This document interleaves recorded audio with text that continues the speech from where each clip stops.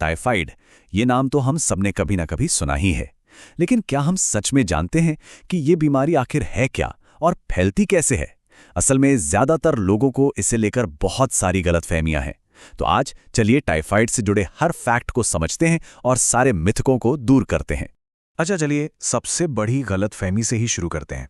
बहुत लोग ये मानते हैं कि जैसे डेंगू और मलेरिया मच्छरों से होते हैं, वैसे ही टाइफाइड भी मच्छर के काटने से ही होता होगा। क्या ये बात सच है? इसका जवाब है एक बड़ा सा नहीं। ये बिल्कुल गलत है। टाइफाइड का मच्छरों से दूर दूर तक कोई लेना देना नहीं है। तो फिर असली वजह क्या है? चलिए इसी में थोड़ा और गहराई से उतरते हैं। आज का हमारा सफर कुछ ऐसा रहेगा। सबसे पहले इस आम गलतफहमी की बात करेंगे, फिर जानेंगे इसके असली कारण और लक्षणों को। उसके बाद इसकी जांच से जुड़ी पहेली को सुलझाएंगे, रिपोर्ट पढ़ना सीखेंगे और आखिर में इससे बचने के सबसे आसान तरीकों पर बात करेंगे। तो हमारा पहला सेक्शन इसी सबसे बड़े मिथक को तोड़ने पर है। ये बीमारी किसी कीड़े मकोड़े से नहीं, बल्कि हमारे खाने पीने में हुई लापरवाही से होती है। जी हां, इसका सीधा कनेक्शन साफ सफाई से है। टाइफाइड बुखार का जो असली विलेन है वो है एक बैक्टीरिया जिसका नाम है सैल्मोनेला टाइफी। यही वो छोटा सा जीव है जो पूरे इन्फेक्शन की जड़ है, कोई मच्छर नहीं। ठीक है, तो अब जब हमें असली मुजरिम का नाम पता चल गया है, तो ये भी देख लेते हैं कि ये अदृश्य हमलावर हमारे शरीर में घुसता कैसे है और घुसने के बाद करता क्या है। ये फैलता है फीकल ओरल रूट से। अब ये सुनने में थोड़ा अजीब लग सकता है, पर इसका मतलब बहुत सिंपल है। जब कोई इन्फेक्टेड इंसान टॉयलेट के बाद हाथ ठीक से नहीं धोता और किसी खाने या पानी की चीज को छू लेता है, तो बैक्टीरिया वहां पहुंच जाता है। और फिर जब कोई और उस दूषित खाने या पानी को इस्तेमाल करता है, तो ये बैक्टीरिया सीधा उसकी आंतों पर हमला करता है और खून के रास्ते पूरे शरीर में फैल जाता है। इसके लक्षण ना धीरे धीरे सामने आते हैं। सबसे खास पहचान है स्टेप लैडर फीवर।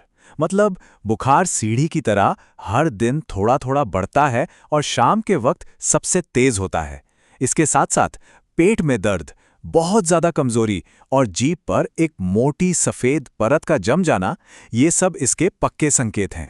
अब आते हैं उस हिस्से पे जहां सबसे ज्यादा कंफ्यूजन होता है, मतलब सही समय पर सही टेस्ट करवाना। टाइफाइड की जांच में ना टाइमिंग का बहुत बड़ा रोल है। इस टाइमलाइन को जरा ध्यान से देखिए। बुखार के पहले हफ्ते में ब्लड कल्चर सबसे भरोसेमंद टेस्ट है, क्योंकि वो सीधे खून में बैक्टीरिया को पकड़ता है। लेकिन विडाल टेस्ट, जो सबसे कॉमन है, उसे दूसरे हफ्ते में कराना सही रहता है। क्यों? क्योंकि तब तक शरीर बैक्टीरिया से लड़ने के लिए एंटीबॉडी बना चुका होता है। अगर ये टेस्ट बहुत जल्दी करा लिया तो रिपोर्ट नेगेटिव आ सकती है, भले ही इन्फेक्शन शरीर में मौजूद हो।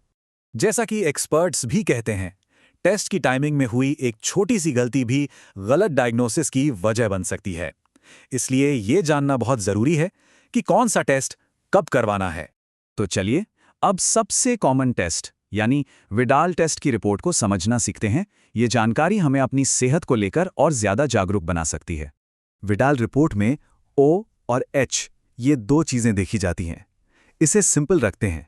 अगर O एंटीजन का लेवल 1:160 से ज्यादा है, तो ये एक एक्टिव इन्फेक्शन का मजबूत संकेत है, मतलब बीमारी अभी शरीर में मौजूद है। H एंटीजन पुराने इन्फेक्शन या फिर वैक्सीन की वजह से भी बढ़ा हुआ हो सकता है। तो ध्यान देने वाली मुख्य बात O एंटीजन का लेवल है। हाँ, लेकिन एक बात गांठ बांध लेनी चाहिए, ये जानकारी सिर्फ समझने के लिए है।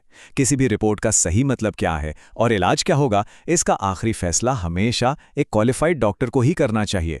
खुद से इलाज करना बहुत खतरनाक हो सकता है। और अब आते हैं सबसे जरूरी सेक्शन पर कि इस बीमारी से खुद को बचाया कैसे जाए, क्योंकि हम सब जानते हैं इलाज से बेहतर हमेशा रोकथाम होती है। यकीन मानिए, इससे बचने के तरीके बहुत ही सिंपल हैं। हमेशा साफ, उबला हुआ या फिल्टर किया हुआ पानी पिएं। बाहर के खुले में रखे खाने, खासकर कटे हुए फलों से दूर रहें। और सबसे जरूरी, खाने से पहले और टॉयलेट के बाद हाथ साबुन से अच्छी तरह धोएं। डॉक्टर की सलाह पर इसका टीका लगवाना भी एक बहुत अच्छा ऑप्शन है। टाइफाइड को कभी भी हल्के में नहीं लेना चाहिए। अगर इसका सही समय पर और सही तरीके से इलाज ना हो, तो ये इंटेस्टाइनल परफोरेशन यानी आंतों में छेद जैसी जानलेवा कंडीशन भी पैदा कर सकता है। इसलिए लक्षण दिखते ही तुरंत डॉक्टर से मिलना बहुत जरूरी है।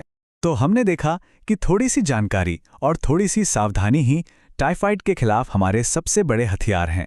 अब आखिर में सवाल बस इतना है कि क्या हम अपनी सेहत की सुरक्षा के लिए ये आसान से कदम उठा रहे हैं? इस पर सोचना बहुत ज़रूरी है।